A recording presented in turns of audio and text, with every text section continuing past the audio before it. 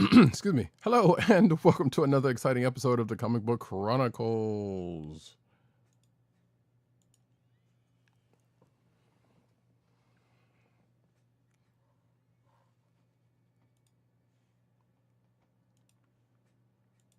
I am your host, Roddykat. You can find me at Roddykat. On Twitter, you can find me at NewsNestNeed. On Twitter, you can find me at CBCaps on Instagram. And I don't have the thing except for that. So we'll have to do without the other sound effects for now. Because the sound effect that you've heard come from none other than, well, me. Because I'm doing a solo show tonight. And Agent 70 is at is at New York Comic Con this weekend, and so it's just me. So hopefully it'll be a slightly shorter show, but we both know how that goes with me. But I will go ahead and say that you can find this here podcast on the Cold Slaughter Podcast Network. That's cspn.us. Do it today. You can also find us on your podcast producer place of choice, whether it be Apple iTunes, like Apple Podcasts, Spotify, or the Cold Slaughter Podcast Network's SoundCloud page. And, of course, most of the times you can find us recording on Thursday nights, 9:30 Eastern Standard Time on the YouTube channel of The Click Nation. That's youtube.com/TheClickNation and twitch.tv/Comic Book Chronicles. And make sure to hit like and subscribe and all that kind of good jazz, just so you can know when to get the show, Anywho's, so yeah, we're going to bop right on into it. I was debating about how to do some of this because, like I said, Agent 70 will be back next week, and you'll probably want to talk about some of the same books that I talked about this week. So I was debating about doing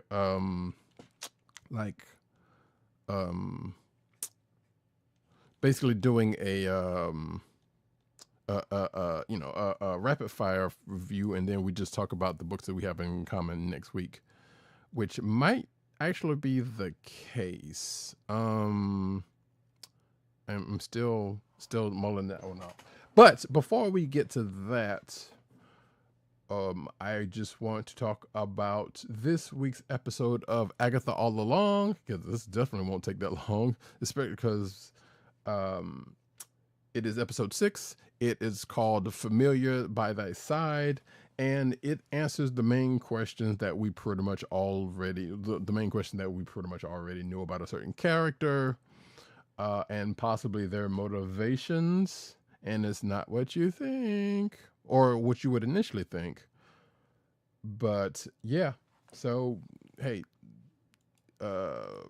being that the episode just came out a couple of days ago, still don't want to spoil it. I thought it was a good episode though.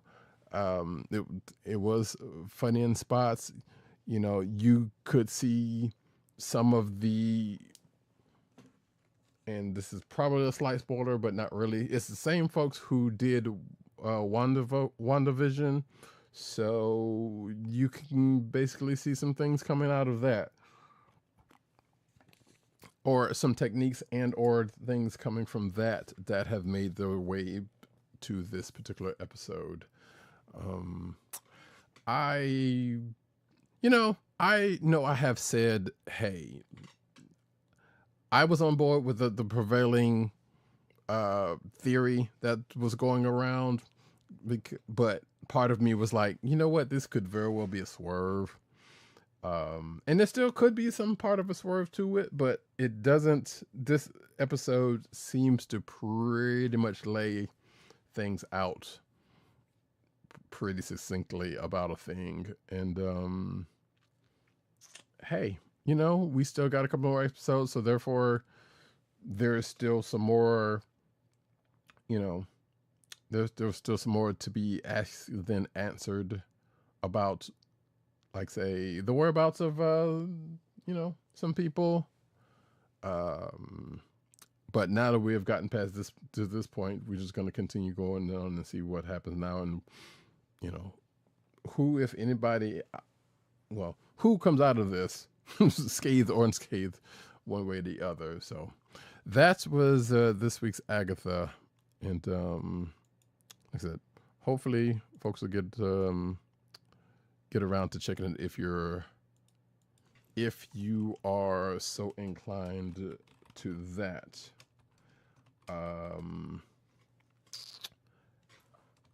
As I do something I should have done earlier. Sorry, so you're going to hear some typing. In fact, I should have dealt with this already, so apologize about that. If you don't hear the typing, that means I did my job.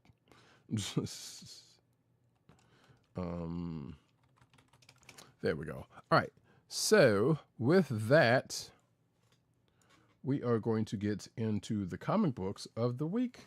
And like I said, I'm still, let's see, how many does he have here? Let's see, 1, 2, 3. And he's definitely going to want to talk about those ones.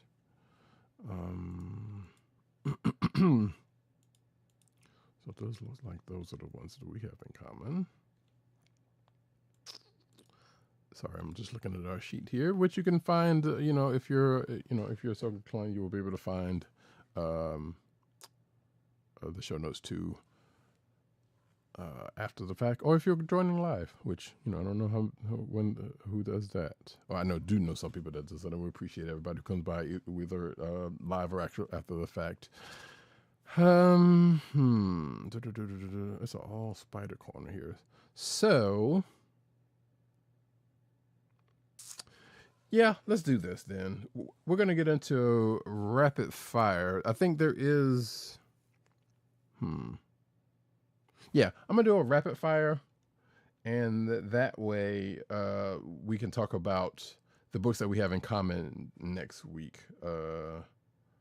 It's going to be probably a little bit longer show because it's going to be New York Comic Con wrap-ups type stuff. We're probably going to have from the show Matt Wang 97 on the show, but hopefully we can kind of keep it reined in. And since, depending on what next week's looks like, it shouldn't be that bad.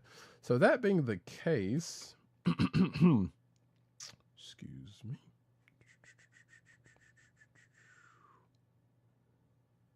Yeah, of course I cannot find it. So I'm just going to do this. Oh, actually I did have this. That's not what I wanted to play, but that's okay. We're going to do...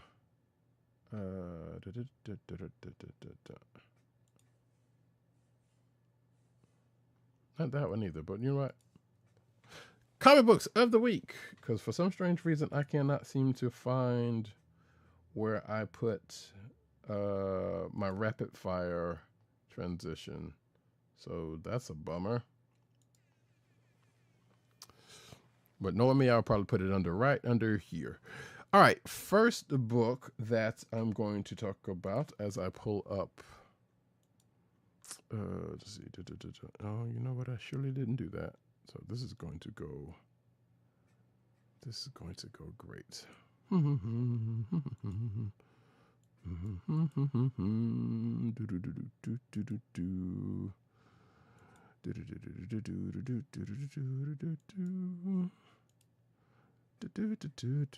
All right, folks, while I pull up the covers I have. Hope everybody's doing good out there tonight. I do, and some of this might not make it in the show, but if it does, hey, that'll be me doing me, I guess. I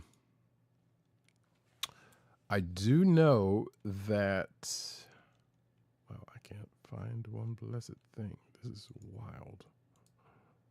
There we go. Okay. There we go. All right. That there is. You should stay tuned to the Comic Book Chronicles Twitch channel because I am going to be streaming some games. In fact, definitely this weekend is going to be the streaming of some games because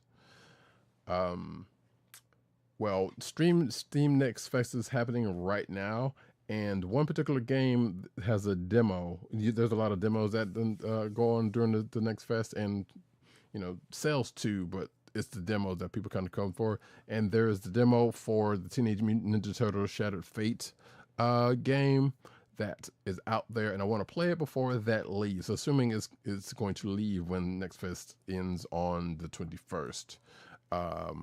So hopefully, if you watch this episode before probably Saturday, which would be tomorrow at this point because it's Friday when I'm recording this, or maybe Sunday, but I don't know. It depends on when. Just like I said, stay tuned to twitch.tv/Comic Book Chronicles, and you will see when I go live with that content. And I also want to get around to that G.I. Joe Wrath of Cobra game, so that could very well be played at the same time, or in the same stream, or may do that in another stream.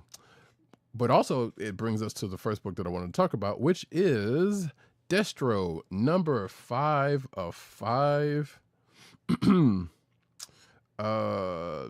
Is written by Dan Waters, art by Andre Bresson, colors by Adriano Lucas, and letters by Russ Wooten. So yeah, this is the end of this here book, and I guess calling it a doozy would probably be over exaggerating it just a bit, but it is a pretty good it's a pretty good end to this book, because some things are set in place. If you know your G.I. Joe, or more importantly to this, your Cobra lore, then you know that you know who basically the ruling, the High Council, the ruling command is. Excuse me, in that organization, and we definitely kind of get seeds of what might be going on on that respect, and in addition, feeding into the larger Energon universe, because people have gotten wind of some things during the course of this, and even at the end of this, that there's going to be more than likely coming up in the pages of the upcoming G.I. Joe #1, which comes out November 13th. So, and probably in Transformers and possibly Void Rivals, if it goes that far. But we shall see. But as far as this particular issue, like I said, there's if you know what's going on here, then you know that near the end of last issue, well, even in the end of the last issue, you find out that a certain set of twins and a certain helmeted hissing. Well, he's not so much hissing in this particular. Hissing commander is in a partnership, but there was also a hostile takeover of another company that belonged to the title character, and that, let's just say, comes up in this particular issue as to how that works out. It looks as though a thing that had been brought up in the past couple of issues has been taken out of the equation, but given an aforementioned person of interest, that might not be the case. And we see Destro maybe getting cozy with a person of note as well. To which I just found out was a person that did absolutely show up in the original G.I. Joe Real American Hero series. I do not know if they are still there now, because I have not been reading any of that stuff. But there is a character that shows up here called Chameleon, but they kind of they basically retooled that character to be someone from the Transformers animated universe at that. And it was just a one-off character that showed off and shows up in one of those, but they kind of just melded the two, and here they are. So, where that goes, it's not the person you would think it is, but apparently that person is related to the person you would think Destro would be tied to.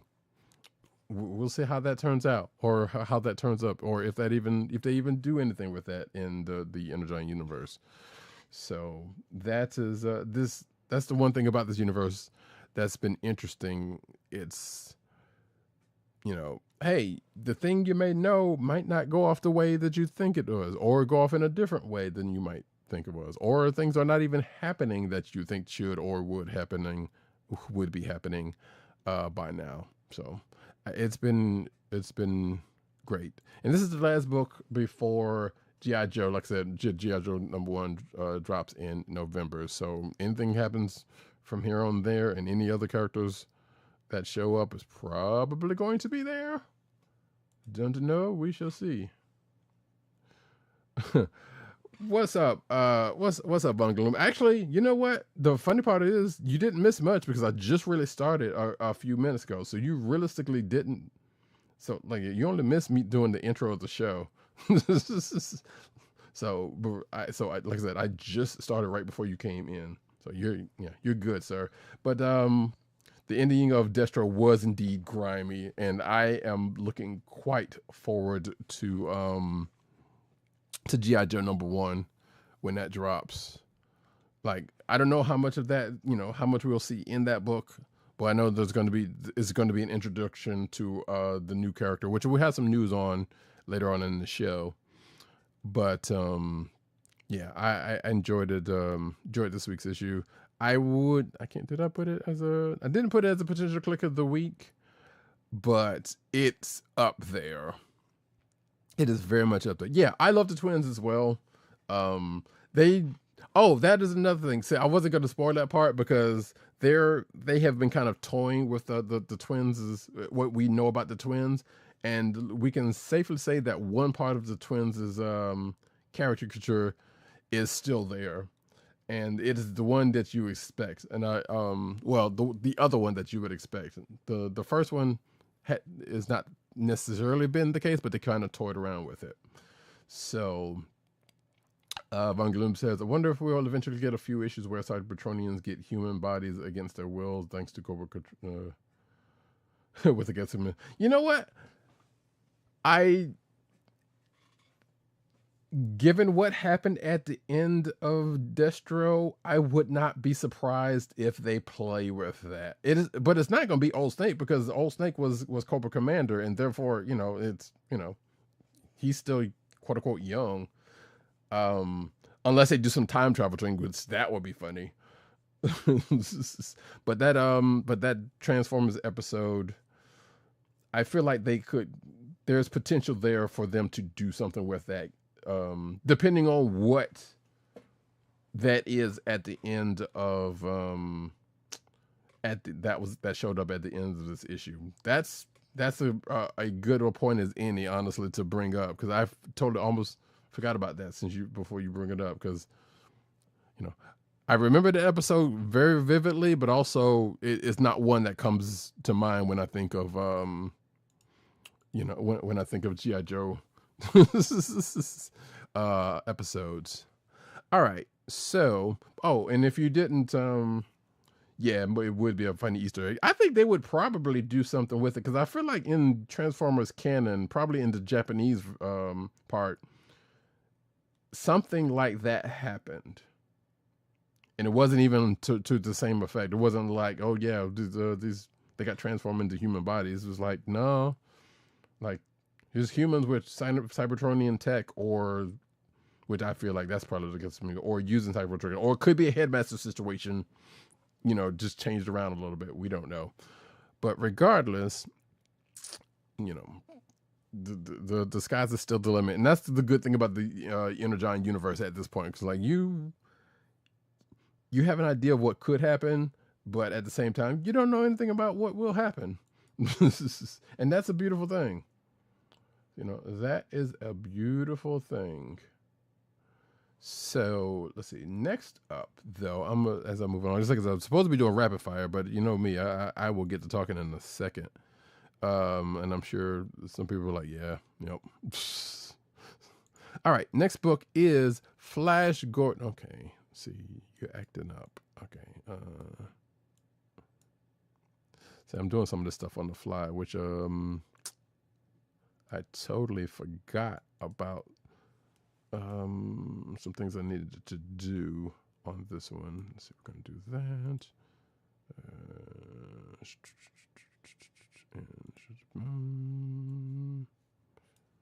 No, that's not what we want to do. Sorry. I got a lot of cutting. I definitely got a lot of cutting to do. Oh, Jesus.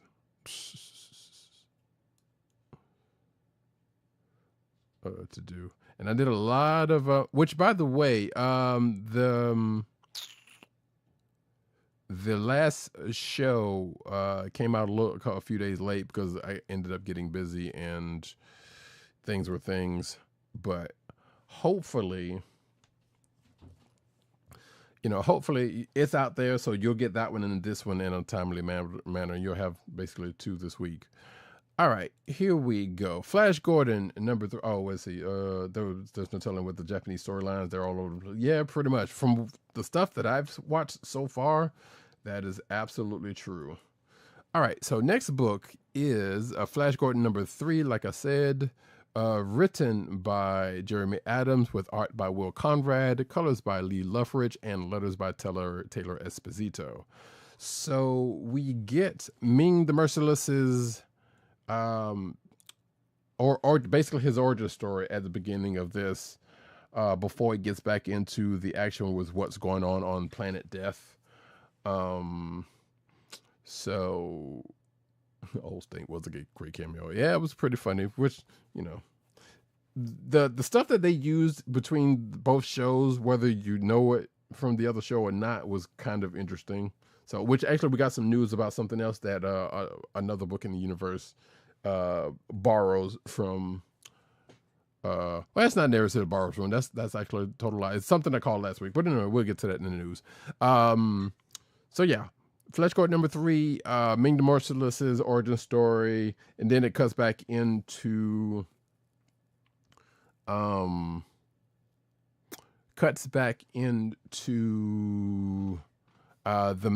story, which is basically Ming and Flash Gordon made a deal to kind of help each other out to kind of get off this death planet. But of course, Ming is Ming the Merciless, and he ain't the one to be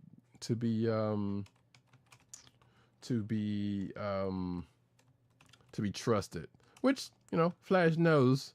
But at the same time, you know, actually, you just reminded me of a news article that I forgot to put in. So thank you for that, Vine Gloom. Let me go ahead and do that in a second. Boom. There we go. I'll put that right there for the time being. But yeah, and obviously what ends up happening is Flash Gordon, while Flash is kind of doing Flash Gordon stuff, Ming is kind of being Ming, and that comes together at the end of this issue in an uneasy alliance between the two. So, you know, gee, I wonder if Ming the Merciless is going to try to double cross once again Flash Gordon. Probably, but we'll see how things work out. Like I said, this is kind of an interesting book because you would expect to be the kind of this, if you know anything about Flash Gordon in that universe, be the kind of a same old like, well, it's Flash versus Ming and whatever. Well, in this case, if you read the Free Comic Book Day book, well, things are not necessarily that's the case, but we also don't know the extent of it because the premise kind of seems like, well, they're just going away from that stuff for the time being and maybe get back to it at some point. And that is still the case for right now.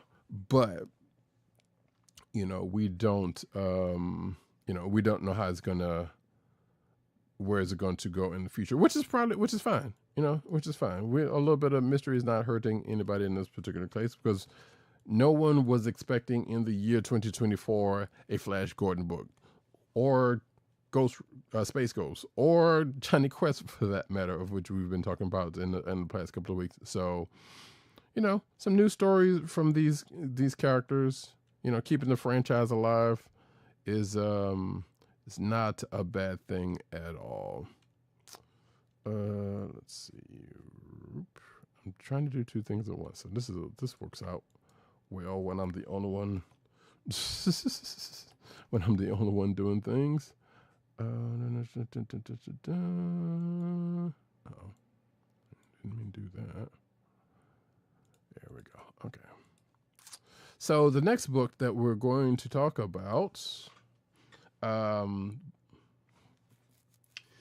you have to remind me to get back to that point you just made, because I will talk about that when we get to that news item, actually, on Gloom. So, haha, something for later for you folks who were not watching live. Stay tuned.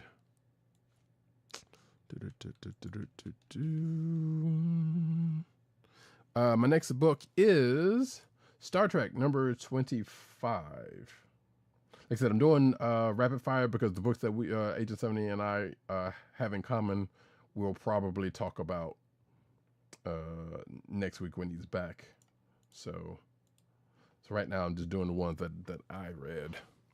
Okay, Star Trek number 25, written by Colin Kelly and Jackson Lansing. Excuse me. Art by Liana Kangas. I was about to say Kangas Khan, but that's not right. Colors by Lee Leffridge and letters by Clayton Cowles. So this one actually is a potential of the week, click of the week, but that's probably not that big of a surprise if you've been listening or watching this show for that long. So the crew of the USS Theseus, after what has happened to them in regular space, has found themselves at the end of season 7 Voyager. Or actually, excuse me, in the middle of season 7 Voyager, aka fluidic space, aka the home of species 8245 or whatever the case may be. I don't know. I barely remember anything about Voyager season 7 because that was in flux, because of the whole WB UPN changing over and can't find it in the channel. But that's a whole nother situation. So needless to say, Tom Paris, who was there for that whole situation, has thoughts on how they should handle things while they're there. And which kind of comes back into place when, well, let's just say Second Contact goes about as well as you think it does in this situation. And Paris has to be the one to kind of deal with things because of what happens. But of course, it's a Star Trek book, so other people kind of come into play and play a part, and it works out the way it works out until the end. Well, until the end, when another jump lands them. Lands them in another Star Trek trope, and that is another parallel universe. And I will go ahead so far as to say, I will spoil this by say, cue sabotage. And if you know the reference to that in relation to Star Trek, you know what I'm talking about. So yeah, but yeah, it was a good read, and I'm kind of, I guess I should have expected it. I expected the end of the book to kind of go a different way in reverse, actually, but apparently, no, they just kind of they did what Star Trek does. So, good on them for that, I guess. Next book is Star Wars Battle of Jakku, Insurgency Rising #2 of 4. Written by Alex Segura, art by Leonard Kirk, color artist Rachel Rosenberg, and letters by VC's Joe Caramagna. So yeah, this continues the story after the events of Return of the Jedi. The Empire's still around. One particular Imperial has got a high-minded, mission to continue what the Emperor has set upon them, had already set in motion. There are other Imperials that show up in this book, such as a lesser used Imperial officer who apparently got a new title, thankfully, but that, as far as I know, we haven't seen. And I know one person I follow on Twitter, likes this character. I'm not, I'm not saying I don't like this character, but if who you like, Imperials versus Rebels, this and that. But you know what? Enough. We need more people of color in that universe anyway, doing some things. And here's one for the books that happens to pop up in this one. But it's not as the main antagonist of the story. There is this other Imperial called H.E.R.B.I.E, Grand Moff H.E.R.B.I.E, like I said, who's the one that's kind of has this high-minded mission, and this other Imperial that I'm mentioning, and other folks were like, well, okay, might need to do something about them.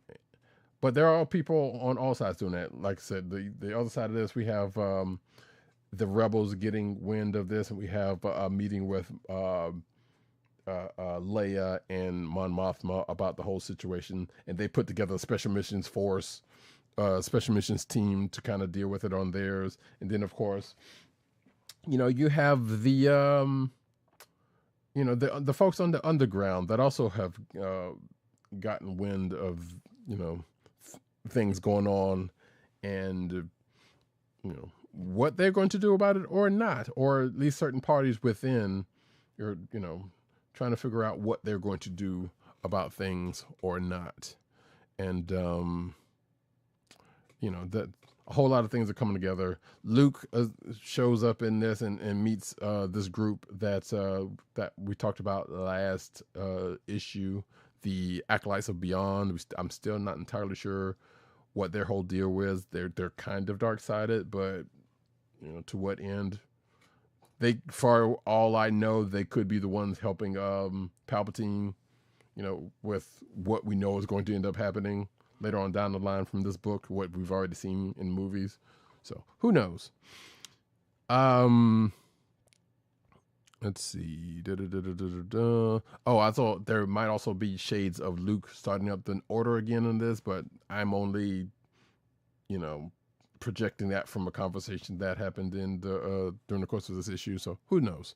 Regardless, yeah, that's that book. The next book and the last book that I'm going to talk about, although I do want to bring up, there's like 4 Spider books that 3 Spider books that Agent 70 and I, and an Avengers book that we are both read, because like that's going to be next week. But I might kind of tease one out now because it was really good. But Mystique, #1 of 5, is my last rapid fire book, which not so rapid, I know. Written in art by Declan Shalvey, color artist Matt Hollingsworth, and letters by VC's Clayton Cowles. So yeah, this is yet another in the From the Ashes book that, what is this book going to be doing? Why does it exist? Not saying it's a bad book. It isn't. It's actually not. It's interesting, but it's interesting in ways that I wasn't expecting it to be, because Mystique is out there kind of doing her own thing. We get, yeah. Oh wait, somebody asked the question. Oh, what's up? Mike's Total Dragon Gen. How is this Mystique? It looks interesting. Yeah. So It is. It was better than I thought it was going to be, actually, because I wasn't sure to what to make of it. So, not to spoil anything, but we get shades of, well, not even shades of. We got a mystery going on in here that may have something to do with, well, it definitely has something to do with Mystique, but to what end, we're not entirely sure, because there seems to be teasing multiple instances of Mystique. There was a couple of surprise appearances in this, and I'm not entirely sure if one of those appearances was actually the person and not Mystique, in disguise, because obviously she can do that. Like I said, I don't want to give too much of it away, but there was definitely there's a 90s mutant who I don't think I've seen in a while that is a part of this book for a reason, and apparently they're not the same as what they once were for reasons that I'm not entirely sure why, because there's parts of the X corner that I'm not entirely sure, what happened to some of these characters, because there's a lot of them. Yeah, it is a minimum. It's only a 5-issue miniseries, so, which is probably fine, because every book doesn't need to be an ongoing. Like that Sentinel book that we talked about last week is only 5 issues, and that has given out some information that was like, okay, I see what's going on here, but still.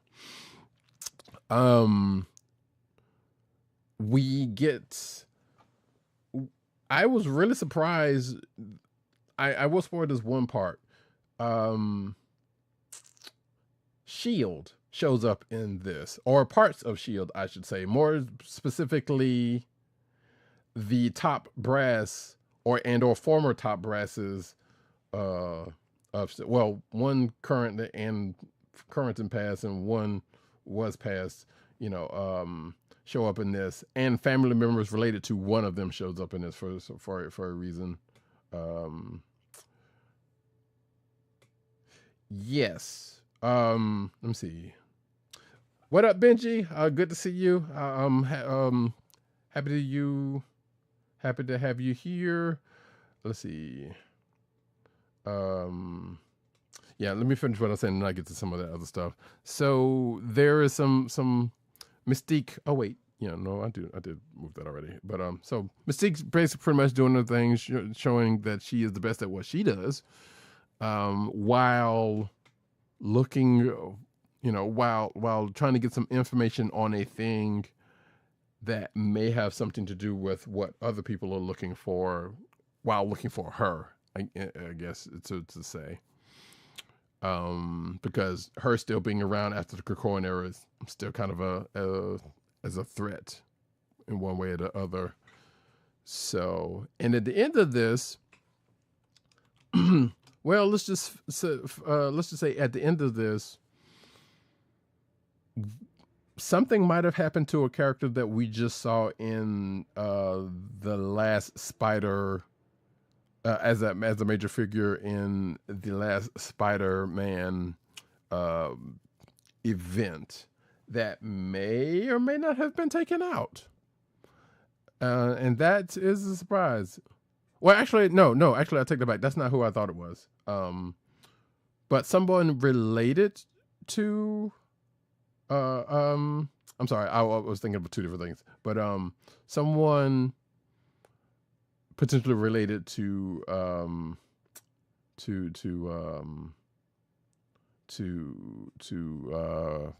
Mystique may have gotten got, and that's going to be a problem. Although I know Agent 70 might be happy about it if it is indeed a thing that is, permanent. But we don't have the Krakoan area anymore, so things can't happen the way they used to. But I would say it's definitely worth a look into, though, if you are interested. Because, like I said, you would not have expected this book to have anything of value to it, just because you're thinking they're just throwing this book out there for whatever reason. But so far the books that they've been putting out have some info, some value to it, and some interest actually. And this one, yeah, as Von Gloom said, it was kind of a surprise. So I'll get back to some of this stuff. Let's see. He says, Von Gloom says, Mystique surprised me. Declan Shalvey continues to amaze me. Yeah, Declan Shalvey has put in some good work as a writer, obviously as a artist as well, but as a writer, he's been doing some stuff. Like Time Before Time was great. I still need to go back and I think finish that, but oh shoot. Yeah, I agree. That person is too crafty to get murked like that, and then you would think they'd see it coming. So so you're probably right about that. That's why I said what I said, because it's like, yeah, that doesn't seem like if that is the case, and it seems that was the case, as a thing happening. But I think you're absolutely right. Let me see. Yeah, Time Before Time, Thundercats he's doing now. You know, is he doing that? He's doing that Terminator book, I think, if I'm not mistaken. So,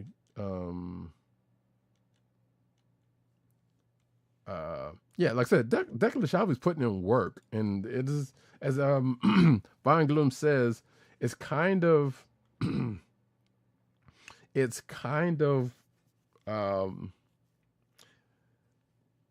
well, it's kind of rare that we've seen an artist become an effective writer, because I mean, we have seen it. Don't get me wrong. Like, say what you will about Chip Zdarsky, you know, some Terminator. That's what it was. It wasn't.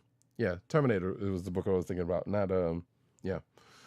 So Declan Shalvey's been putting this work, and I appreciate it. But yeah, Chip Zdarsky's also been putting this in work from the little that I've read. I haven't been reading his Batman or Daredevil stuff, but Age of 70 has, and he's liked it. So, that German mutant was in Krakoa, right? Or at least revived during Krakoa, right? Yeah. Storm is great. I will stand on that. Like, yes, I am a fan of Storm already, but the book just is genuinely good. And hey, the numbers have been bearing that out, because people have been buying it, and I hope they continue to buy it, because yeah, that book started off strong, and I appreciate it. That was another one. It's like, okay, we see what they're doing with that already off the bat. Now, where exactly are they going to go with it? Anyway, so that's Mystique, number 1 of 5. Yeah, that's it's a more interesting book than I thought it was. I'm thinking about actually getting a physical copy of it, and I've been doing that for a couple of these newer books, but whether I keep up with the series or not, that's kind of been up in the air. So, but we shall see.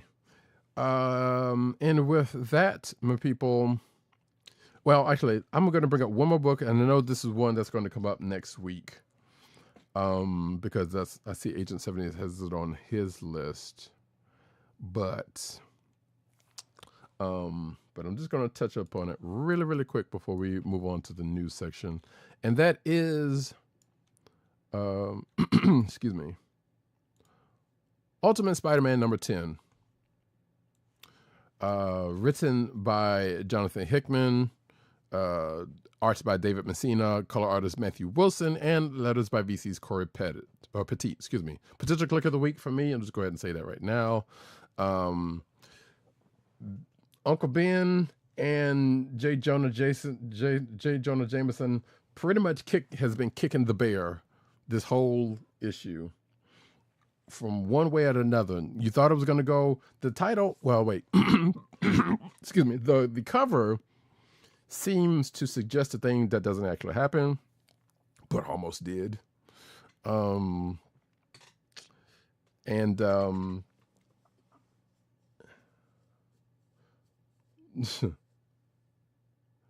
oh no, this was not the thing. What do you mean? What do you mean, Mike? Anyway, but yeah, Ultimate Spider-Man, like I said, they've been. This book is great. I've been looking at this book since it kicked off. Like I said, you'll hear more about it next week when we talk about it together. But I will say that I do love a little bit between Ben and J. Jonah Jameson that happens while they're talking to another character, which is reminiscent of a certain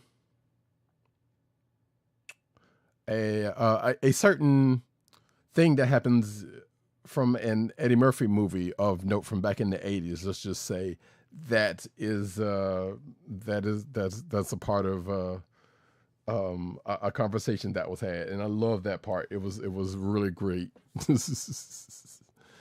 But this is potentially opening up. This is kind of opening up some real problems for those two gents. Which, you know what, they don't seem to be afraid of it. So, yeah. Personal best in number of conversations around the dinner table. Yeah. Ultimate Spidey has been great, and I love this book. So, okay, so Mike says it has way too many dialogue scenes for me. So here's the thing: that's Hickman. Now, like, this is like, so we had a tournament that we used to kick around back during the the Infinity before the Secret War days, kind of, called shout out to Tim Dog 98, Hickman Mumbo Jumbo, where it's just walls of dialogue, but it's important dialogue. And I mean, that's Hickman. This is actually restrained for him in this particular, because usually, like I said, this is probably the most we've seen out of him with this book. Every issue before this has been fairly breezy in tone and in dialogue. But like I said, so it's kind of funny to actually see. It's like, all right, yeah, we got way more dialogue in this particular issue than we have in most issues so far, and in any other Hickman book. Like that, I love Hickman stuff, don't get me wrong, but you know what, you got to read through a wall of text. So this one being as breezy as it is for him, and as good as it is, I welcome it. I'm all right with it. Exactly. Yeah, he will come with you with all the charts and graphs and spreadsheets and everything. So he has spared us with this one. Like I said, this is restrained for him, which is another reason why this book is so good.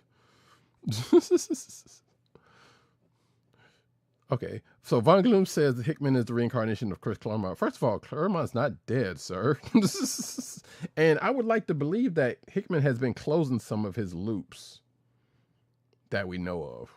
I mean, who's to say what's going to happen with gods in the greater universe? But minus all those damn yellow exposition boxes. So I don't know if I would put that on him. But, hey, you know what? Keep that one. I mean, I know what you meant, but even though we know Claremont's not dead, but it's like, wait a minute now, come on, don't.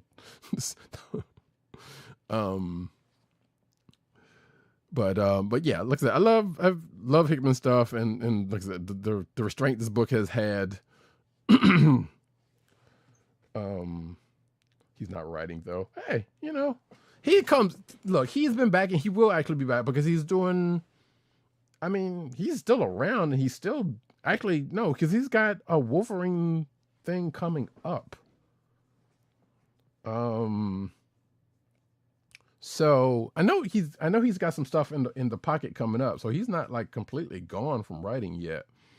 I think one of those might be actually about to come out or is already out. I don't know. It's a Wolverine thing, so I'm not reading it, so it doesn't really matter, but it is what it is. The Storm Rider will. Yeah. The Storm Rider will use one or two of the God stuff. Yeah, Eternity had the new design, and yes. So we saw all of that at the end of that book. I still, that's probably going to be a Marvel Legends figure. We keep joking about that around here, but it's probably going to be the case. All right, folks. Yeah, we talked about it. We talked about at least one of them probably a couple of weeks ago in the news. And it's New York Comic Con, so there's probably be a little bit more on that if it's not already out. Like I said, I can't remember if it's not already out. I know, but I know there is something because it was something he was already writing, and there's something coming up. So, hang on for a second. Now you're gonna have me look this up. Really quickly.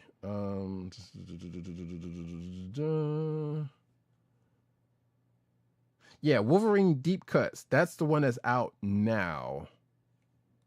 And according to an article that I just I can't remember if this is the one that that we talked about. I'm just gonna put this in here. There we go. I put an article in the chat for folks who wanted to check that out. But yeah, Deep Cuts is the one he's doing now. Then he's got another one coming. I think it sounds like he's got after this one. So yeah, Claremont's still out there. We're not going to sell that man short. So he'll pop back in every now and then to do some things. Maybe tie off some loose ends. Probably not. Who knows? But let's see. I am going to switch over to the news section, but first, oh shoot. See, this is what happens when I'm doing stuff by myself. I'm not gonna do that one. There was the last couple of times I ran solo, there was a certain promo that I used that I didn't hear anything about, but it was funny to actually do, and I should do it, but I'm not gonna. So I'm just gonna do this ad real quick before we get into news by saying.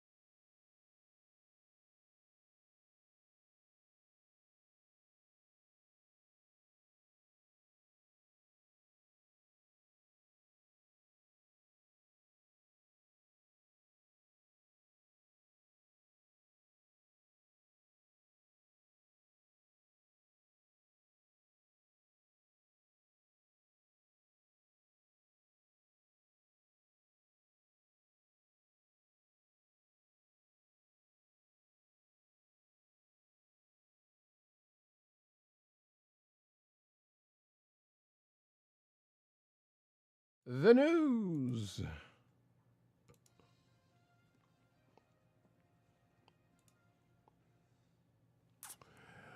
And we get into cinematic news as we do about this time. Not a problem on Gloom. So what we're here for.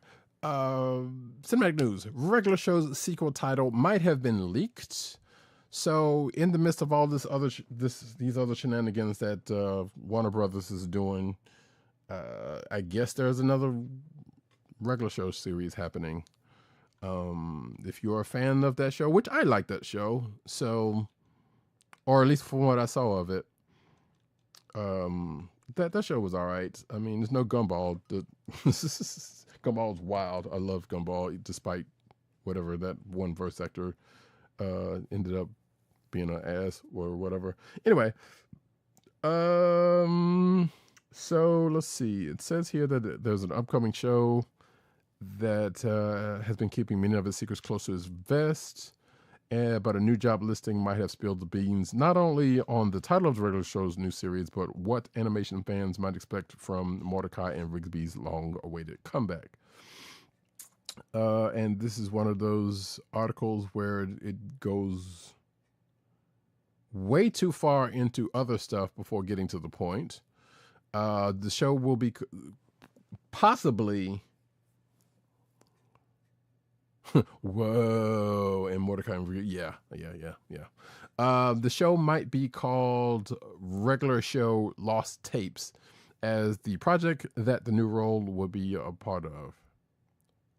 So, and as apparently they're looking for an intern for that particular show. So if that ends up being the show, then the name of the show, then there you go. Which I guess it makes sense because the show's over, and I guess this is just like them, like the lost season of Clone Wars or something like that. Anywho, next up, Invincible Season 3 gets release date. And good news, we will not have a mid-season break this time. Or bad news. I'm not sure which is the case, but because, that's good news. So the new season is going to drop February 6th, 2025. Apparently someone leaked this and Forbes covered it and reposted it. And the official Prime Video account on Twitter kind of confirmed as much. So there you go. We're getting corporate cash crap for the win. You're so silly. So yeah. So here's the thing. It has been long enough to where I almost forgot what happened at the end or during any of season 2. But at the same time, there will always be those Easter egg videos, not Easter egg videos, but catch up videos that YouTube have, or you can just go back and do a quick whatever. So I'm glad for this. That show was great. I'm still, every time I watched it, it makes me want to go and read the books. And I know that series, that is a long series, and we already read a whole lot as it is around here. And I still got some stuff I need to catch up with a current DC event. So I don't know when that's going to happen, but we shall see. We'll see. Next up, though, Marvel debuts best look at Charlie Cox's new Daredevil suit and Fantastic Four's H.E.R.B.I.E. So yeah, New York Comic Con's going on. I'm pretty sure tomorrow, aka Saturday, as I'm recording this on a Friday, we'll probably get some more info and more news that we'll be talking about next week on the show. But let's see. Let me try to pull this up. Oh yeah, so there we go. So I wasn't sure if this logo, this new 2024 logo, was legit, because the Twitter account that I saw it on, I don't like trusting full all the way for a lot of stuff for reasons, but apparently they were kind of on the money with this one. So yeah, if you're watching the video version, you can see the new Marvel logo looks like kind of like graffiti and in the Marvel thing, and so that's actually not bad. And actually it looks like, yeah, so this is actually apparently Newsarama is quoting from the Twitter account that I am mentioning. So hopefully that is actually what it is. And as you can see here, if you're watching the video version, of course, in that new logo is the 2024 Marvel, the MCU version of H.E.R.B.I.E, which, I don't know how to feel about it, but it ain't, it ain't bad. It's not bad. It's weird to say this given the corporate synergy, but kind of looks droid-ish. But again, that's not a big surprise one way or the other, is it? And of course, last but not least, here is Charlie Cox's new Daredevil suit on display. And I don't know why I have these headphones on, because I'm not talking to anyone. Charlie Cox's new Daredevil suit. I probably should have kept it on because my hair is crazed. But anyway, yeah, it looks like the Daredevil suit. Not surprised. It doesn't look, I don't recall it looking that much different than the old suit, but I guess there's some little trimmings here and there. So Conquest is coming. Dios míos. Yikes. Wait, what's the yikes about? Is it about H.E.R.B.I.E or is it about the Daredevil suit? Von Gloom. So, but yeah, like I said, we will definitely be getting more news from the show next week. Most assuredly. Believe it. Reed deserves all the hate Doom gives him based on that H.E.R.B.I.E design. Hey, look, it's the MCU. They got to ground it some kind of way. Apparently, Von Gloom is not a fan as he's throwing tomatoes at the H.E.R.B.I.E design. Moving right along, Marvel's Iron Man and his awesome friend. Now, here's something to throw tomatoes at, but this is not for us. Iron Man and his awesome friends to debut in 2025.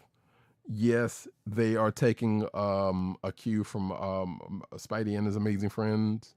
Spider-Man and his amazing friend, and Spidey and his amazing friend. I do not like it, but here we go. So let's see. But Disney Jr. has greenlit Marvel's Iron Man and his amazing his awesome friends. Yeah, I'm going to make that slip. The first preschool Iron Man series debuting in summer 2025. This series follows a young Tony Stark and his world-saving besties, according to this Marvel article. Riri Williams, okay, we'll get that in a second. And Amadeus Cho. Together, the three young heroes work together to make the world a better place, protecting their city and each other. So, quote, we are thrilled to announce Marvel's Iron Man and his awesome friends to preschoolers on Disney, yada, yada, yada, yada, yada. Let's see. Partnering with Brad and the Marvel Studios team on this series allows us to bring the incredible legacy of Iron Man to a whole new generation, sparking young imaginations with characters that embody courage, teamwork, and creativity. All right. Yeah. So, again, we are of a certain vintage. Most of us watching this show. This is for the little kiddies, the little Jimmies or whatever the case may be. Iron Man. Tony Stark, and if you're not watching the video version, you don't. I'm going to say you what's on this post. So we got Iron Man in a suit, we got Riri Williams in her Iron Heart suit, and we have Braun, aka Amadeus Cho, in another suit, an iron suit. Now he's a Hulk. He don't need to be in a suit. First of all, that's a whole nother situation. But there's for reasons and I wonder how well, obviously they're three genius types, so I hope there's they're going to play off that a little bit. But again, but also Tony Stark, classically being older than both of them, again, this is me nitpicking for no reason because I can, I guess. But hey, maybe it's a good show. I think Agent 70 said he watched that Spidey and his amazing friends show with his nieces and nephews and said it was all right. So it's probably along that line. Who knows? Regardless, spent too much time on that. Let's see. Excuse me. Uh-oh, wait, where are my captions? My captions are not captioning. Oh, that's bizarre. Well, I had to deal with that a little bit. Let's see. Damn, Disney is definitely going in full cash grab mode. Yeah. Because War Machine wouldn't be appropriate for preschoolers. That's not. I suspect Roddy will probably show up, and we got by on a whole lot of mess that we probably shouldn't be exposed to. So who's to say? They could kindly or gently or a War Machine. And who wants to explain warmongering to a 4-year-old? Yeah, yeah. I don't have kids, so what do I know? My girls watch Spider-Man cartoon and love Moon Girl. Moon Girl and Devil Dinosaur is definitely an alright show. I've watched a little bit of it, and it is definitely obviously targeted, but hey, it's supposed to be. Apparently, according to this article, and then I'll leave it there.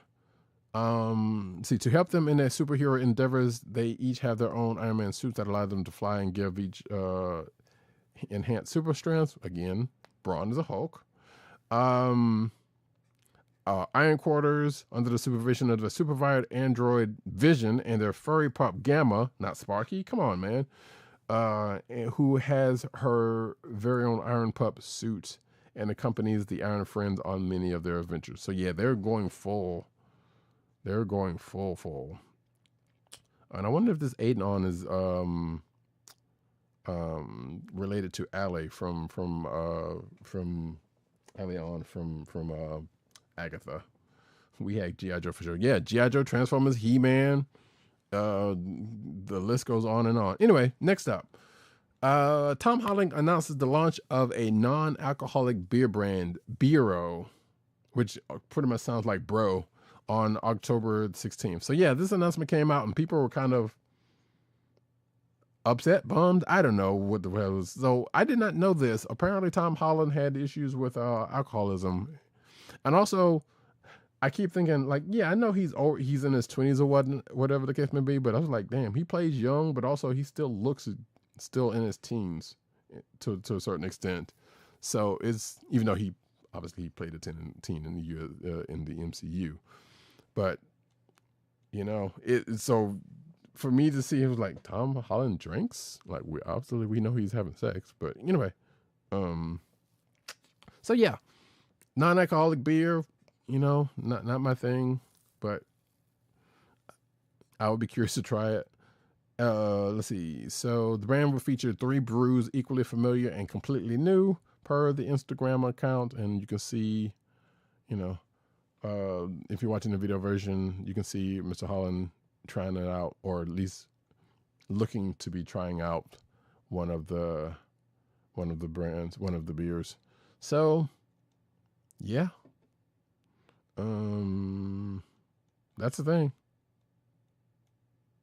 I guess here you go. See, according to this next article down here, he's had alcohol problems and been sober since 2023. So which is only, you know, it's only last year, so that's not that long. But good on him, you know, because look, alcoholism is a hell of a thing. So Zendaya keeps him young because he's her little man. Look, you know what? I was about to say something that's probably untoward, so I'm not even gonna. So let's keep on going. Harrison Ford says avoiding Marvel roles is silly, quote unquote, when MCU films provide, quote, good experiences for an audience, calls the death of movie stars rubbish. Yeah, I mean, yeah, movie stars definitely ain't going nowhere. So yeah, apparently he was speaking to GQ magazine. Ford said the aforementioned quote that I said, well, I'll say it in full. Here we go. Ford said it would be silly to avoid Marvel when it's something moviegoers have clearly responded to for years now. I mean, this is the Marvel Universe, and I'm just there on a weekend pass. I'm a sailor new to this town, Ford said about his MCU debut. I understand the appeal of other kinds of films besides the kinds we made in the 80s. I feel like that's a shot to some of his contemporaries who say, you know, comic book movies are not movies or whatever the case may be. But anyway, I understand the appeal of other kinds of films besides the kind we made in the 80s and 90s. I don't have anything general to say about it. It's a condition our condition is in, and things change and morph and go on. We're certainly if we sit around regretting the change and don't participate. I'm participating in a new part of the business that, for me at least, I think is really producing some good experiences for an audience. I enjoy that. But also, them checks, cash. Y'all know. You know. Harrison Ford out here crashing planes. He got to pay for them some kind of way. Let me stop. John Wick and Braveheart stars to headline new Western thriller. So, Adrian Palicki. Some of us know her as Mockingbird from Agents of S.H.I.E.L.D. That's always where she's going to be. Yeah, she was in the first John Wick movie, which I wish they had kept her around a little bit longer, but it is what it is.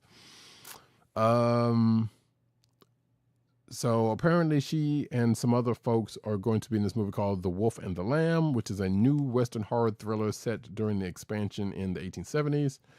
The film is currently shooting in Montana and will be written and directed by Michael Schilf. So who will make his directorial debut on the project. The Wolf and the Lamb follows a widowed school teacher searching for her son, who was the last child to go missing in a mining camp. However, when she finds him, he isn't as she remembers. Dun dun dun. So yeah, that's the thing. Cool. Glad Adrian Palicki's still getting work because she's pretty good. In news of movies that didn't need to exist, actually, I need to pull this one for next week because I forgot to pull this one earlier. So yeah, there was news about that next Spider-Man movie, but I'll save that one for next week to kind of keep it pushing. Live action Viewmaster movie. You heard those words. A live action Viewmaster movie. First of all, let's talk about this. Viewmaster may still be around as a thing. I know it had as of probably a good 5-8 years ago because there was like a VR version that they made out. And I think I've probably seen Viewmasters in stores. I don't know. But for those of us like myself who grew up with a Viewmaster, and I can't imagine too many people nowadays even knowing or even gravitating toward a Viewmaster at this point, especially younger. Like I'm 51. I'll go ahead and say it. I remember growing up with a Viewmaster, and I wish I still had that stuff. But yeah, regardless, what the hell would be in a Viewmaster movie? We already know about that Matchbox movie. So Mattel and Hasbro and Hasbro, just go ahead and say it off the top, is tripping.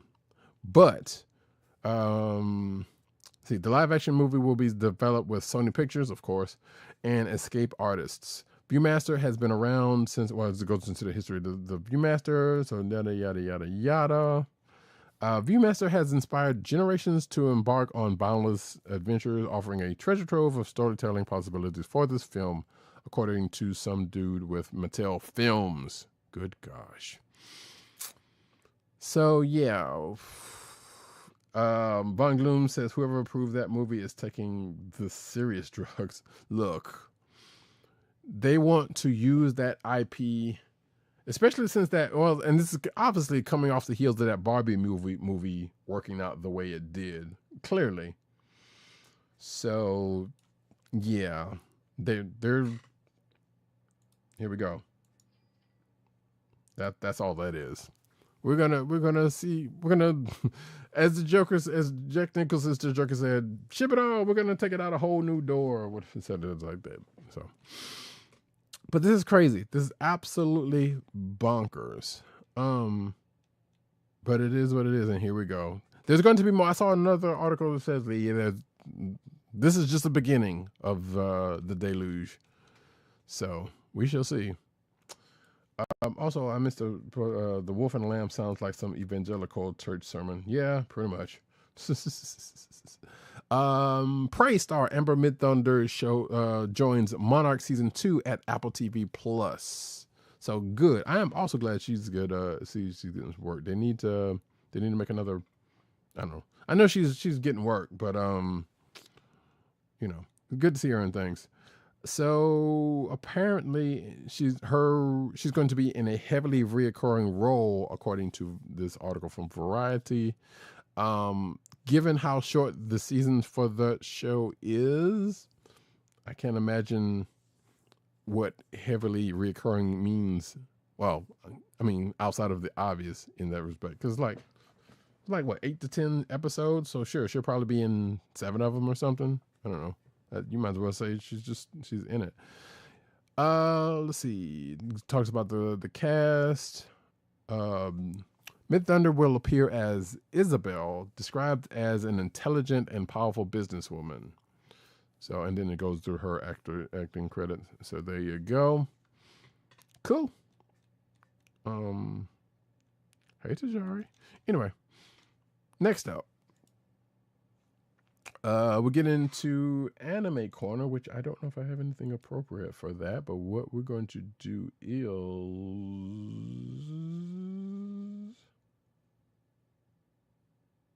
Actually, I don't have anything appropriate. Because Agent 70 usually has this. But,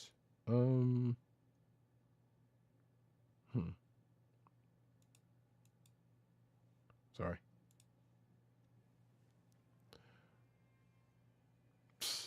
I know that is nothing anime like, so don't, take it for what it is, folks. This is what I'm working with, what I got.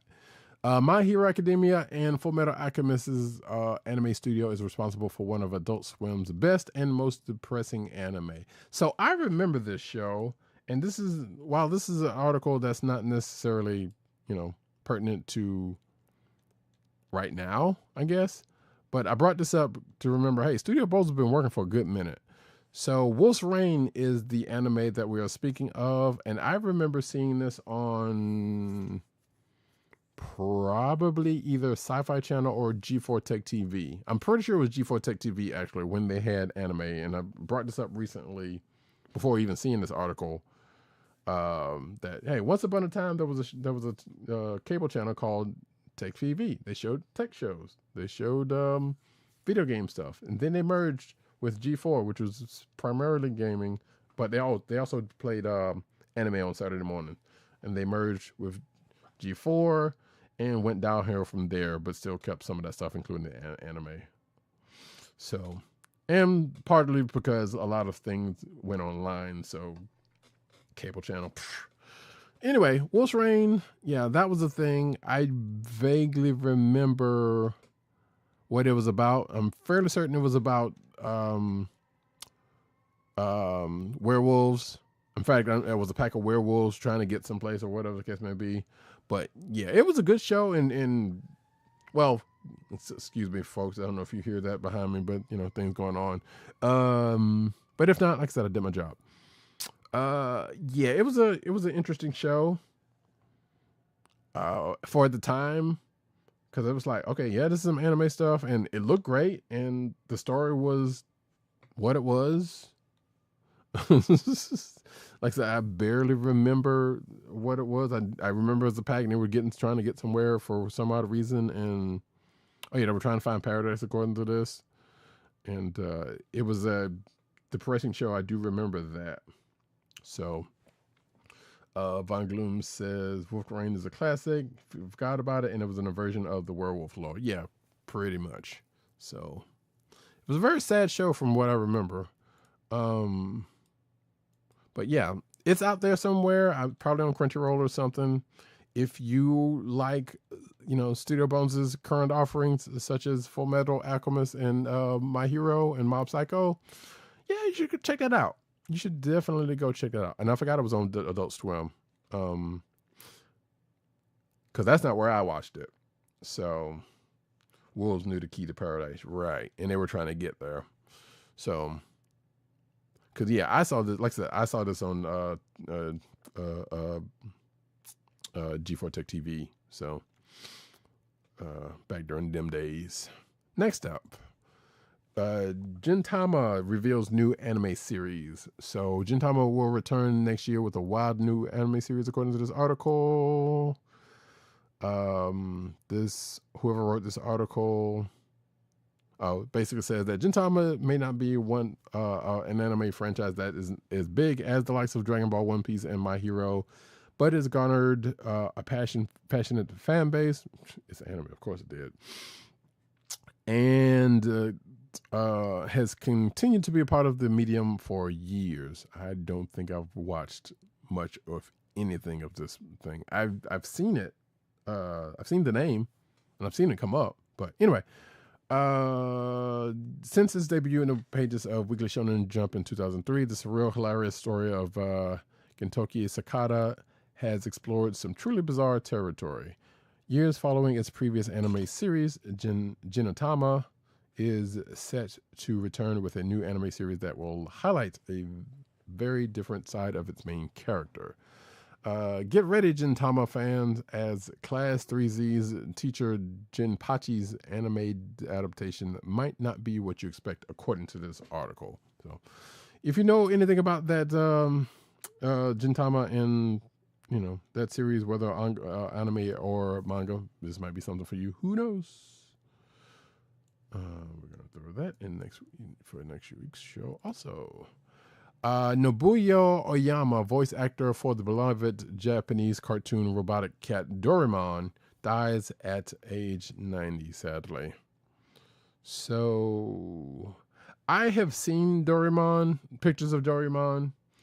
I don't think I've watched a thing having to do with the character, and I also don't recall if I remember it being a robot. But then again, that's not the first time in anime that has happened. Like, oh no, that's actually a robot, not a, yeah. So let's see. Oyama performed the voice of the blue and white robotic cat from 1979 to 2005. It goes into the history of the character. We don't need that. Thank you very much. And if you're watching the video version, you can see what the character looks like, or part of what the character looks like, which you've probably seen whether you knew the name of the character or not. So rest in peace. Manga Corner. One of manga's new stars is ready for leakers to go away. And this is, I believe, one of the animators this is the animator for One Piece, who was talking in a recent interview asking the question of whether leakers are ruining the anime experience. And here's the quote. I know the majority of fans are good people, but I often see some fans overseas. I'm going to assume that means here in the States, eagerly awaiting leaks or expressing thanks to those who leak content. It really frustrates me when I see pirated anime footage being circulated right after they're released in theaters.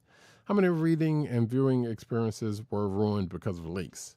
While those who leak content are obviously terrible, what annoys me more are the so-called fans who appreciate it. Don't act like it's something to be enjoyed. I can see two sides of that argument, and I feel like we've kind of talked about that in the past. So, and then this kind of goes into a history of leaks. You feel what you feel about it. I understand this point, but I can also see the other side of it. Even though it's way better now, but people are cheap, than it was back in my day when you did not have as easy an access to such materials. And that's all I'll say about that. It had an amazing dub clap. Oh, talking about Wolf's Rain. Yeah, I mean we had to sit through the dub, so we didn't have a choice. But yeah, the voice acting was good. So not a slight on dub actors. Yeah.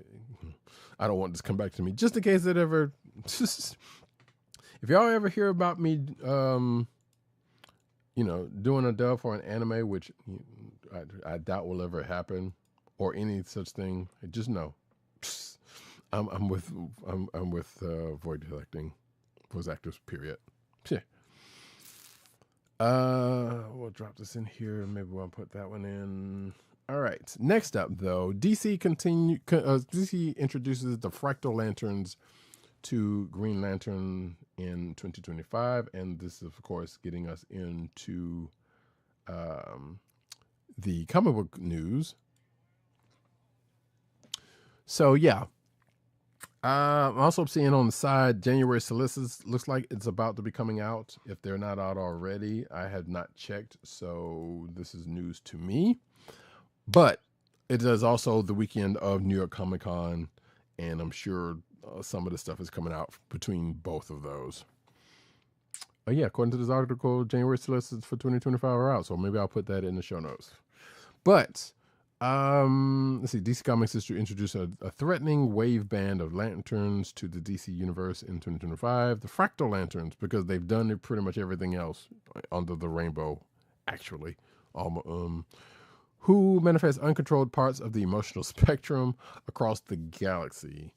Introduced in a new special out on the 8th of January titled Green Lantern Fractal Spectrum by Jeremy Adams and V.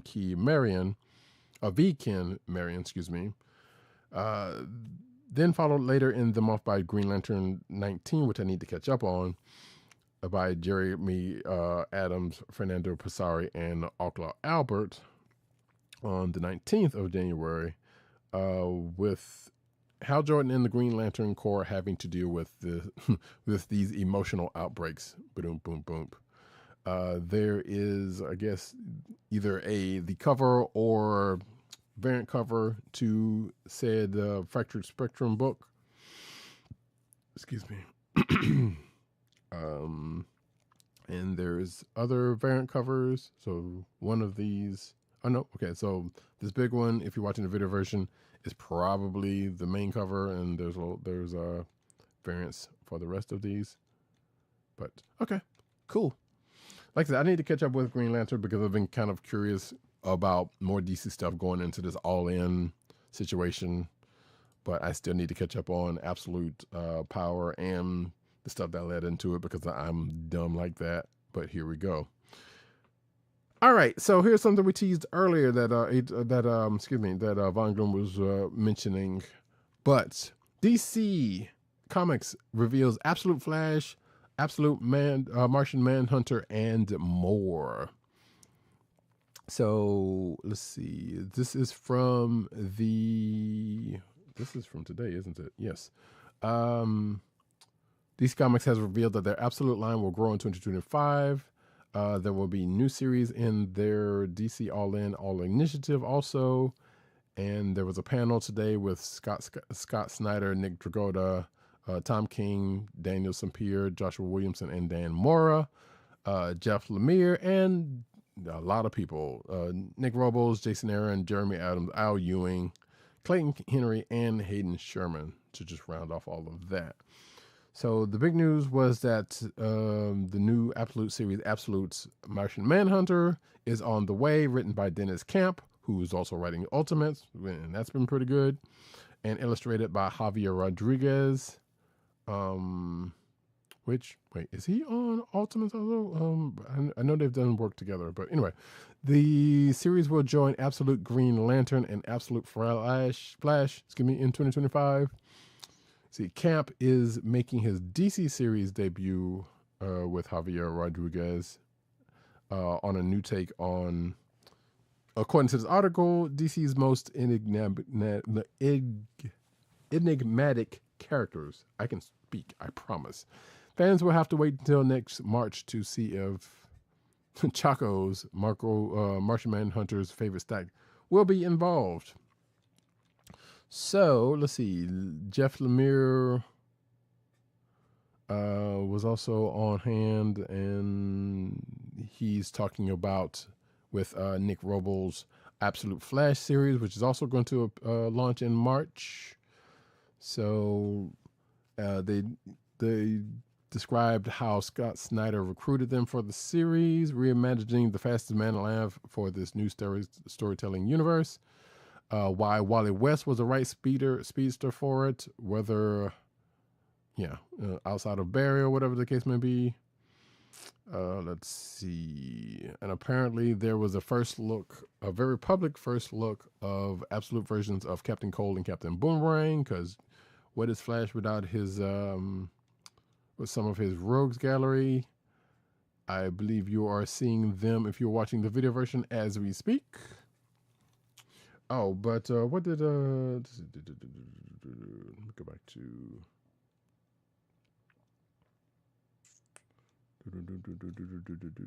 to what Von Gloom said, if I can find it.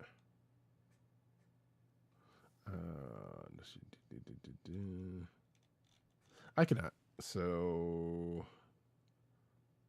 because I might be blind. But also a lot has been said between now and then, so I should have kept that on hand. So that is my fault. Here we go.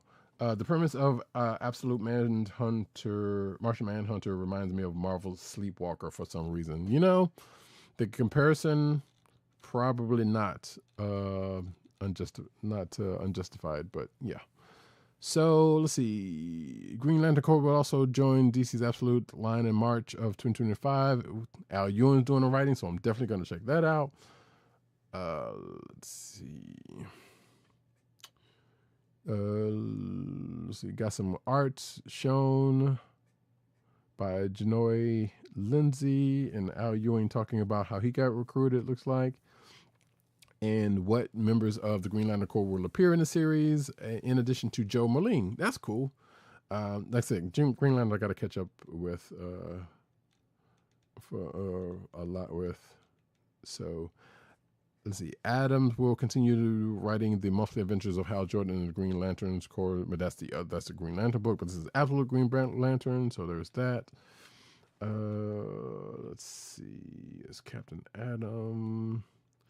It looks like on January 29th, also Lex Luthor returns post House of Brainiac, which I never read any of that. In Superman, Lex Luthor special from Joshua Williamson with art by Eddie Barrows and Iber Ferreira. So there is that. All Absolute Batman is getting a noir edition. Let's see. Looks like more talk about Absolute Superman, which is coming. The JSA, is that going to be? Oh, Jason Aaron is writing Absolute Superman, so there is that. Kelly Thompson, as I think we already knew, that is writing Absolute Wonder Woman with Hayden Sherman. Let's see. Rafa Sandoval is doing the art for Jason Aaron on Absolute Superman. And again, like I said, Jeff Lemire looks like he's going to be doing the JSA. I'm not sure if it's the Absolute version or just they're bringing that series back. So Ram V discussed his upcoming project, The New Gods, which reimagines Jack Kirby's Fourth World. So there's going to be some of that.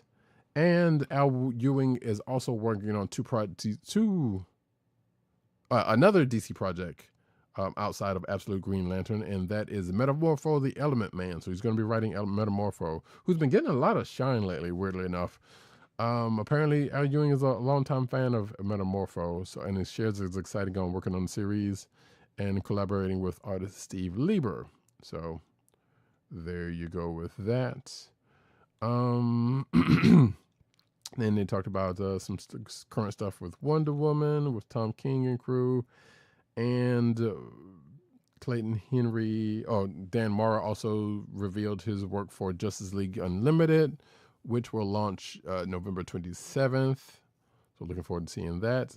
And shared his experience to continue his collaboration with writer Mark Waid on Batman Superman World's Finest, which I did not get a chance to read this week, but I've been enjoying that book. Joshua Williams also talked about the new Superman storyline where Lois Lane becomes Superwoman, which you would have thought that had actually happened, given what actually happened. But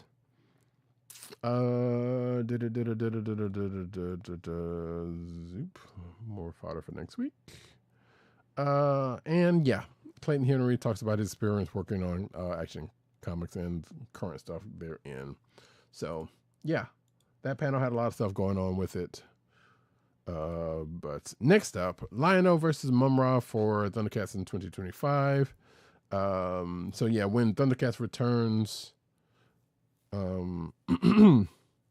apparently the next issue is going to be released, which is Thundercats 11, is going to be released in 2024. Of course, I thought they were taking a break before then, but that's another break before then, but that's great.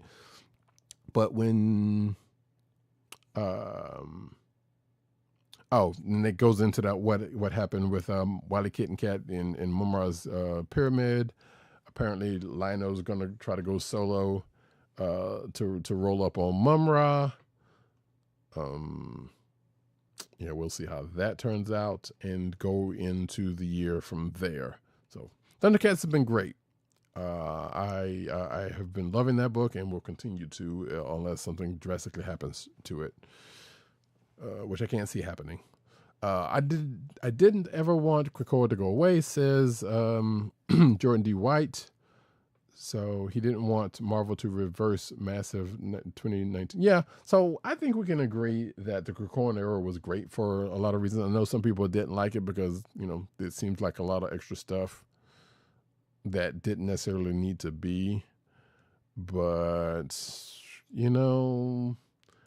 I liked the Krakoan era for what it was. It made it made so much. It made some things workable and make more sense.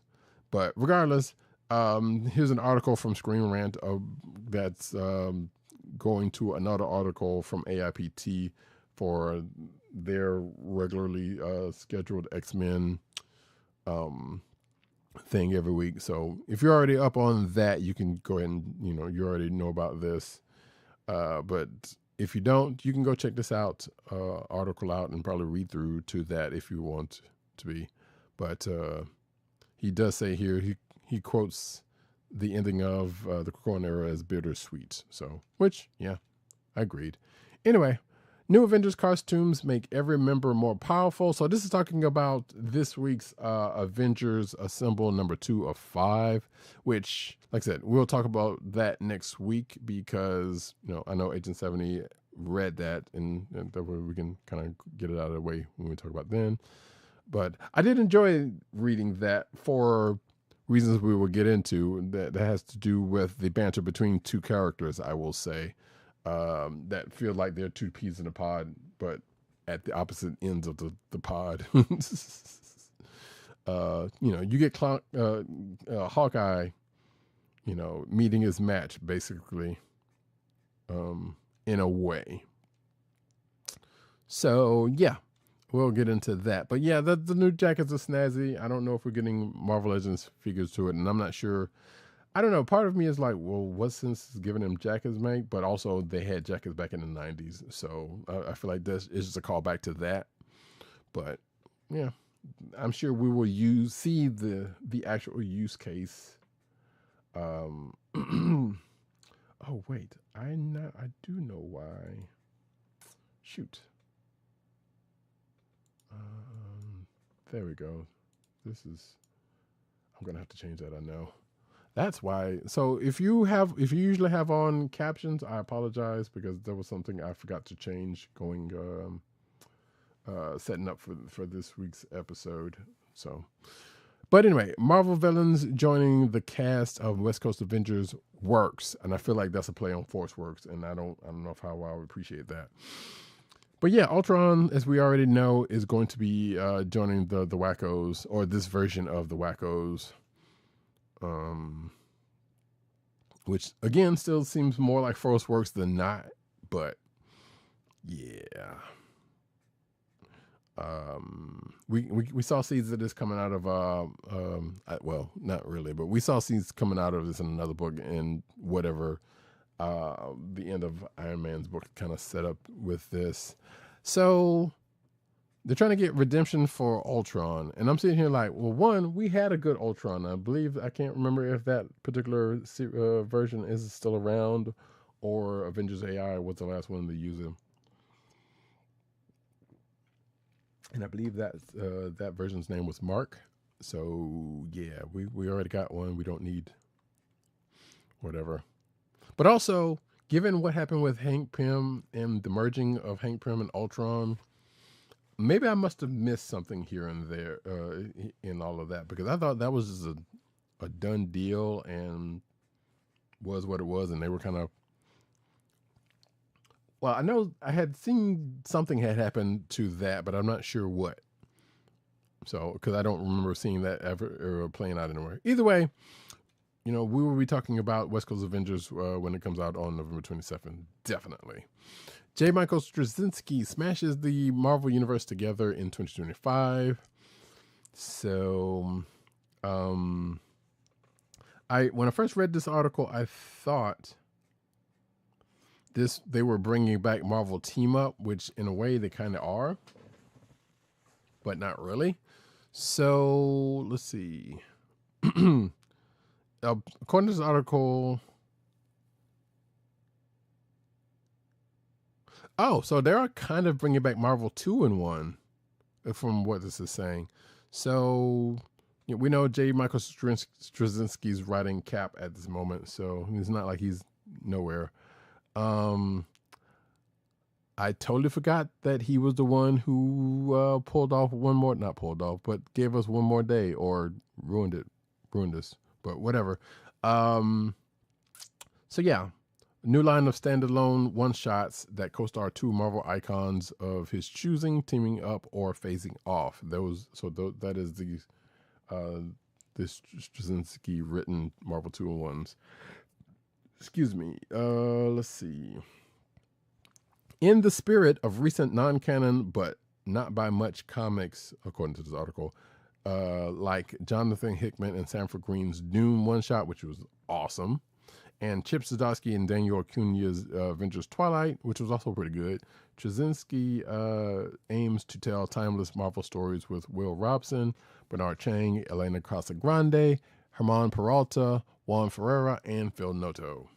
Quote, I like to go where the fun is, and the idea of putting together Marvel characters who had either never been paired before or minimally seemed like it would be a ton of fun.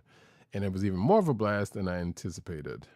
For the first time, we could see the original Nick Fury in China along with the Flying Tigers taking on a newly awakened Fin Fang Foom, go to the edge of space and time with Rocket Raccoon and Doctor Doom, see the Ghost Rider slugging it out with none other than Galactus. I feel like that happened once.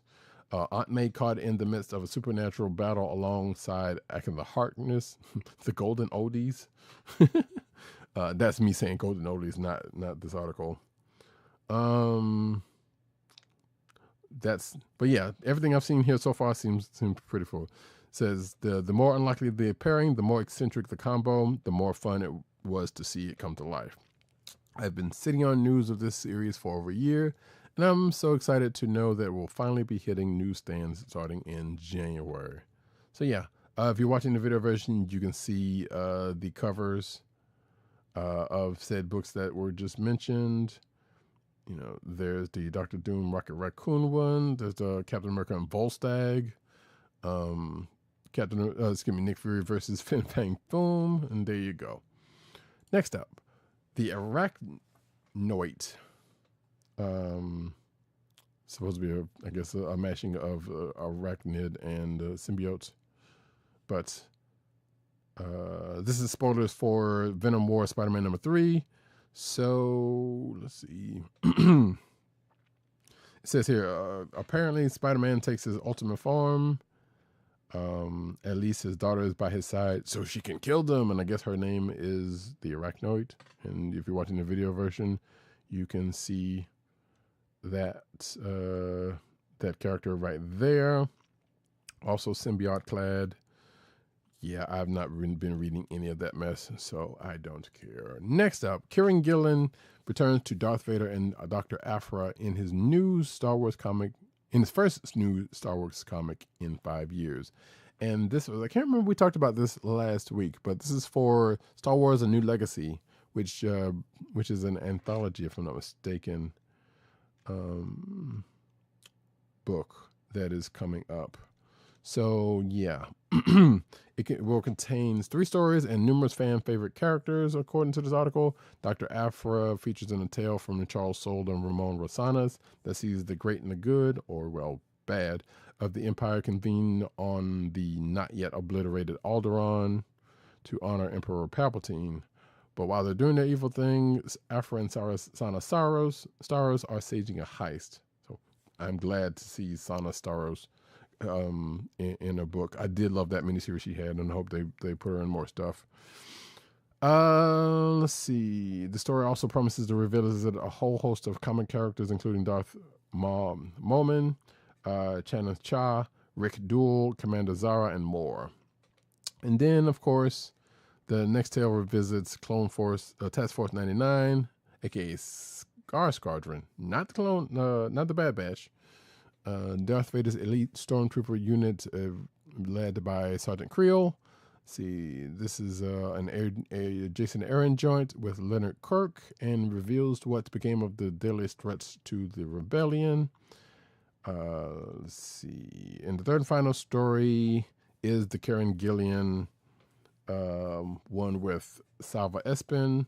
The story is set within Gillen's acclaimed run on Darth Vader's solo comic and delves deeper into Aphra's relationship with the Dark Lord of the Sith, as well as featuring her old crew, the murderous droids 000, BT-01, and the Wookiee known as Black Chrysanthemum, which we got to see in live action, so that was cool. Let's see. Star Wars: A New Legacy is published by. Oh, come on. It's coming out January 29th of 2025. Which, man, 2025 is not that long. That's crazy. In some science news, web slinging device shoots fibers that can pick up objects.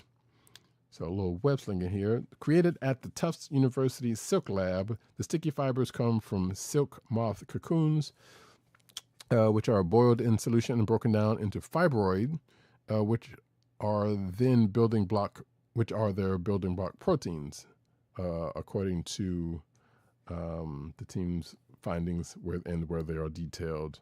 So apparently someone made web fluid. So to date, so all we need is the Peter to come along and make some slingers, and we already got it. Or somebody will probably try to use those fake plastic ones that the kids have now or something. I don't know, but it probably won't work. Probably would have to use some Teflon in there. Anyway, to date, Silk Lab has used silk fibroin to make glues that work underwater, printable sensors that can be applied to virtually any surface, edible coating that can extend the shelf life of produce, a light conducting material that can enhance the efficiency of solar cells, and more sustainable microchip manufacturing methods. With that part right there is of interest to me outside of web shooting. So yeah, despite the project with silk-based materials, the researchers have not been able to replicate the stiffness, elasticity, and adhesive properties of threads spun by spiders until a moment of serendipity, and then it kind of goes on from there, which I will not. But yeah, some scientists made web fluid, and that can't go bad. That can't go bad in any way, shape, or form, I'm sure. So, another classic Star Wars game is getting remastered as we go over into the toy corner. So Aspire, of course, purveyors of remakes and remasters, are remastering Star Wars Episode 1 Jedi Powers Battles for current gen systems with updated graphics and controls. So it doesn't sound like they're doing anything else to it outside of just, make it current presentable. The game features platforming and beat 'em up action with 5 playable Jedi Knights and unlockable characters like Darth Maul. And I say the why because that game wasn't great in the first place. It was kind of, I think if that was the one, I believe that was like Smash Brothers, like, if I'm not mistaken. Like, I did play it, but I didn't play a whole lot of it. And why? But we know why. We know why. We absolutely know why. Anywho, next up. In another why situation, Tron Catalyst is a Metroid Hades hybrid soaked in neon. So I saw the trailer for this, and I was both happy and sad at the same time for reasons I will get to in a second. Part of which was the last Tron game that I played was made by Bethel Games and wasn't great. And unfortunately, for some strange reason, I don't own it, even though I thought I did. But the good part about this, and a weird part about this, is it's being published by Devolver Digital, which, if you know anything about video games and you know about anything about Devolver Digital, they don't put their name, or at least to date, have put their games on anything that didn't seem compelling. Sometimes it's some weird, off-the-wall type stuff. This is the one that's kind of more licensed and straightforward for them, so that's kind of crazy in itself. But anyway, in this game you'll be playing as Exo, a courier who has been swept up in a conspiracy and is now on the run. IGN's article kind of goes through a little preview of what they've seen either from the trailer or may have gotten their hands on themselves. In the trailer, there was light cycles.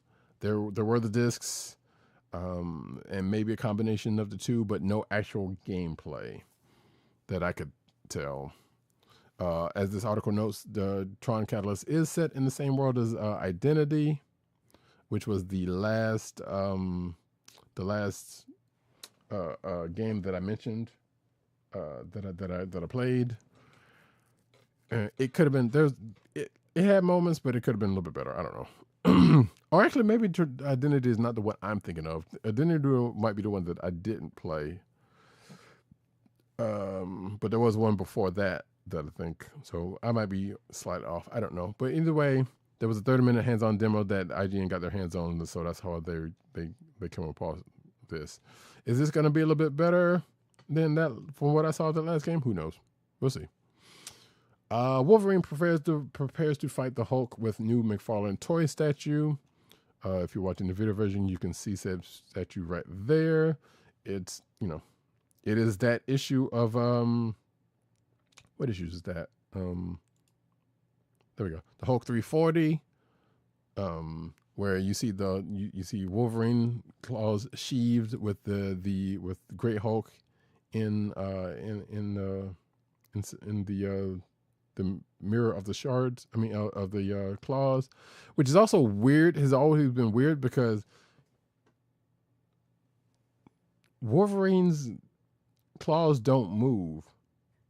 So now they look like a fan. You know what? I'm nitpicking. I'm not sorry, but is but obviously for the cover of that thing, they kind of did that for a reason. But the figure itself was like, no, it just looks like kind of a fan. And that's not how his claws work. But either way, that's just me nitpicking.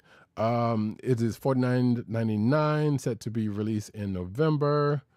And yeah, you can check it out at McFarlane.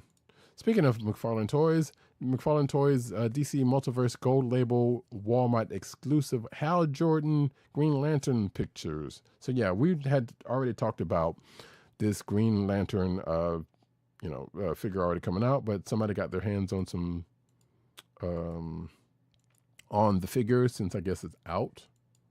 And I'm just gonna rifle through these images of the figure and the box, and you can decide for yourself.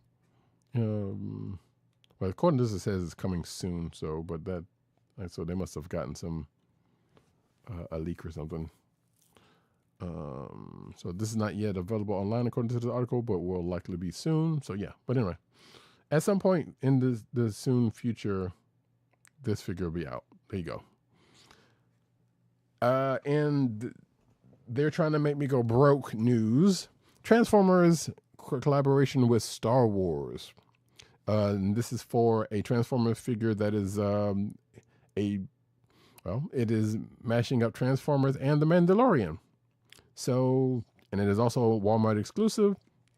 And I'll just go ahead and say it is going to be $54.99. And probably I'm going to get it. So it says here that Walmart Collecticon Fall 2024 is launched, which I did not know, but explains a lot. And the Transformers collaboration is that figure that I mentioned. You can see the transformed figure right there, or transformed to robot form, I should say, figure that looks like the Mandalorian. I don't think there is one. Oh yeah, here we go. And a bunch of pictures with effects and transformed to vehicle mode and not. So yep, that's kind of cool. Yep, I will probably be getting it. Yet I have nowhere to put the stuff right at this moment. Transformers goes retro in exclusive new figure line starring Bumblebee and more. So yeah, here's another line. G1 Bumblebee, which, I'm not mad at this one, because see, I'm going through the pictures of that. It looks a little bit bulkier and a little more plasticky than the OG one figures. But there's Gears here. There's Gears transformed. Bumblebee again. So yeah. Let's see. The Transformers Retro line will feature modern figures repackaged in classic branding, giving fans the best of both worlds, according to this article. And the two figures that we just talked about is there. I'm looking for a price. Apparently, this has been rumored for a minute, but yeah. $24.99 for this line, and looks like a Walmart exclusive, or at least it's going to be a Walmart according to this article, and they were going to be released at in March 2025, which, as the article also points out, a little bit late for the 40th anniversary, but hey, you gotta do what you do. Speaking of Transformers Megatron makes old school comeback with new G1 action figure. So this is from Super 7. And there is the figure right there. We'll put this up right there. Yep. So it is a figure, not a transforming figure. So it's, I guess, more like a statue. You got Megatron in a pose. So you don't have to wonder whether it's going to be a gun or a tank or whatever the Energon universe did last week. So, which, to be clear, whatever I thought this was kind of funny. So there's no need to kind of keep going on that one. Talked about that last week. Ghostbusters Stay Puft in Ecto-1 diorama coming from Jada Toys. If you're watching the video version, you can see said diorama right there. It's a 6-inch Stay Puft Marshmallow Man with a Nano Ecto-1. It's an exclusive collectible that will debut at New York Comic Con. So I'm pretty sure people are seeing it right now, with a limited number also available on Jada Next Level website. So there you go. Looks like there's also a pink Batmobile who people will be able to see if they Agent 70 will, if they attend New York Comic Con. So I don't know if he will have seen it or not, but yeah, we'll see. But speaking of the Ghostbusters news and New York Comic Con, Hasbro launches the Ghostbuster Plasma series Ectomobile Haslab. So we were kind of wondering what that new Haslab was, and yeah, there we go. I mean, the wheel and the whatnot kind of told it on itself. So not that big of a surprise if you figured it out. But as you can see here, if you're watching the video version, here we go. There's the Ecto-1 in all its splendor with the gurney. Got a Slimer. Got the Ghost Librarian. Wait, is it coming with everybody? Or are these stretch goals? So it looks like you have, the four main characters with proton packs and accoutrement. So I don't know if that there's a little the neon sign on the side of the Ecto-1. I would hope that thing lights up, and it's probably programmable. That would be great. So yeah, there we go. There is that. So let's see what we got on here. So let's see. It's going to come in 2 models: base model or fully loaded deluxe model. Okay, so the base model comes with Slimer and the Librarian Ghosts, in addition to 2 different book accessories. The deluxe model is basically that and the conversion kit to transform the vehicle into Ghostbuster 2's Ecto-1A. Let's see. The roof rack, all of that other stuff. And it also comes with, okay, so yeah, the deluxe models also comes with the guys and all the accoutrement there that they have with them. So, cool. Regarding details on backing, a goal amount of $12,000 has been put in place, costing $324.99 for the base model and $399, aka $400 for the deluxe model. The campaign ends on December 2nd, 2024 at midnight. and if successfully funded, will ship in fall 2025. Let's take a look and see where it's at, shall we? Let's see, 45 days to go. Oh, wait a minute. Here we go. So yeah, it's partially the way there, 1/4 the way there, with 45 days to go, and almost 4,000 backers. So, I feel relatively safe in saying that's probably gonna make it. But yeah, Playmates reveals new classic Teenage Mutant Ninja Turtles 4-pack. So the new 4-pack will feature the Rat King, Casey Jones, Slash, and Mutagen Man. The figures will boast authentic 80s look with iconic accessories like the Rat King's Royal Rat Bow. I'll take your word for that. Each figure is 4 inches tall and fully articulated for posing and play, ideal for TMNT fans, according to this article, and blister card packs. If you're watching the video version, you can see the figures there. There we go. And the back of the box, or the front of the box, back of the box, pow. Did I say the price of this already? $39.99. And let's see. They will pop up a line for $40 each, like I said. Yeah, so I guess that's for the 4-pack. Gotcha. In other Teenage Mutant Ninja Turtle news, IDW reveals a stunning future for this series in 2025. And also, I believe this is the same article that says that George Fornes will, George Fornes will make his debut as series regular cover artist with issue 6, but also Juan Ferreira is going to be joining Jason Aaron on the series as the regular artist with 6. So after they get out of his arc, that's when that's going to happen. And according to this article, number 6 will serve as a fresh jumping off point for the series, because they got to get through, setting up with the Turtles getting their solo stuff and whatnot, and the things that come together, as this article kind of goes on to talk about. So yeah, that's cool. I've been enjoying the book so far. We've been talking about it here and there, but yeah. G.I. Joe upgrades Storm Shadow with new weapons stolen from Transformers lore. So yeah, this is spoilers for last week's Scarlet number 5, and I guess I can safely say I'm right, but it wasn't that hard to figure out.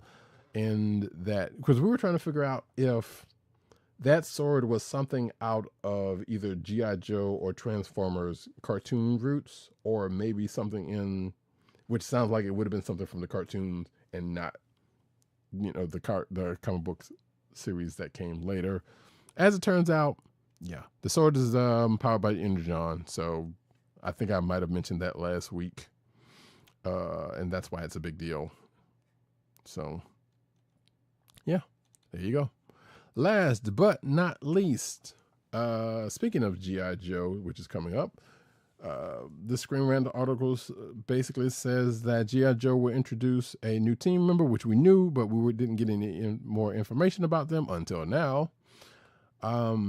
Apparently, this new character that goes by the name of Risk, which if you were watching the video version, you can see, I jokingly said that this character kind of looks like a modern Brave Star. I'm still holding to that. And I kind of wish that they kind of was like, hey, I mean, granted, Brave Star was on a different planet or something, so that would be they would have to, I mean, they still could do it, honestly, but that's just me. Let's see. But yeah, this new character, his name is Risk, like I said. He's ex-CIA. He's kind of like a quote-unquote rich boy thrill seeker. So I feel like he's kind of a Bobby DaCosta kind of also. But Williams go on to describe the new Joe as a hand-to-hand combatant with a deadly cage fighter, hence the John Wick kind of leaning that the article's title is going for. So Williamson also discussed Risk's backstory and how he got his code name. He says here, but I feel like I will leave that to folks who want to find that out for themselves when when, you know, when G.I. Joe #1 comes out November 13th. And he's also, not to bury the lead, he's also Native American, which, so if that wasn't obvious at this point, or at least I believe that this article kind of confirms that. Actually, no, I don't think it does. So I'm going to shut up. Anyway. Oh, so yeah, I will bring this part up. So according to Williamson, Risk was handpicked by Duke's superior Hawk. Quote, Duke's team is mostly comprised of, quote, people that Duke picked. And if we go back to the end of Duke's series, Hawk was basically talking more along the lines of another team that Duke doesn't know about, but also kind of wanted to keep a branch within Duke's team for obvious reasons, I guess. So that's why Hawk put Risk on this team. So, and this article also mentions why Hawk picked Risk for Duke's team instead of his hidden splinter group will be an interesting mystery in the new series. No, probably just because Hawk wants to kind of keep tabs on Duke, for the long run. So, all right, folks, that is that for the news section. We're going to get into one.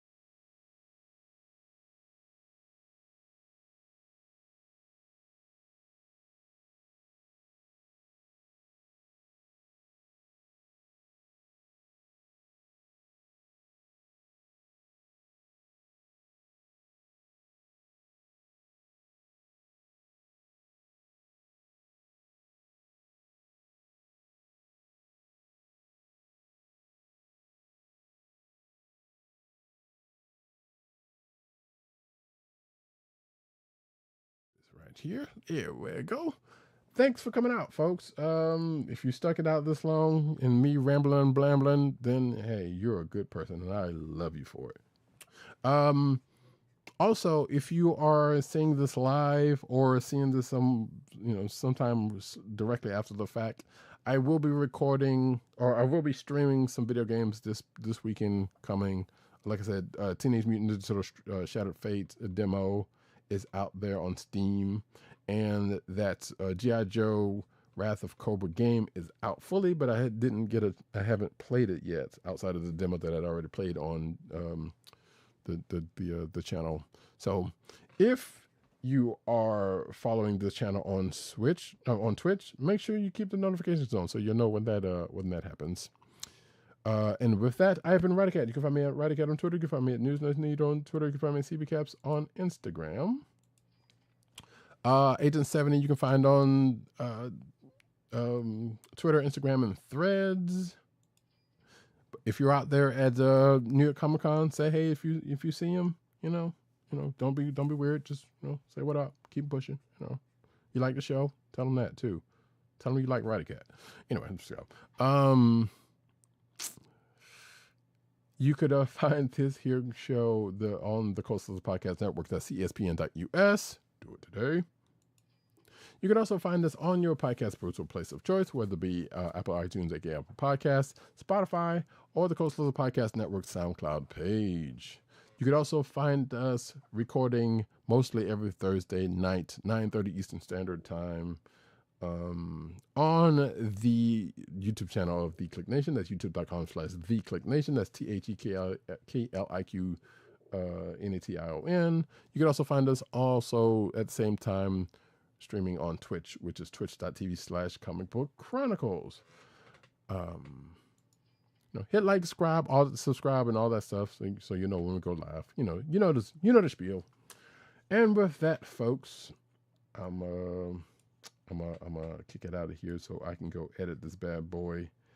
And y'all.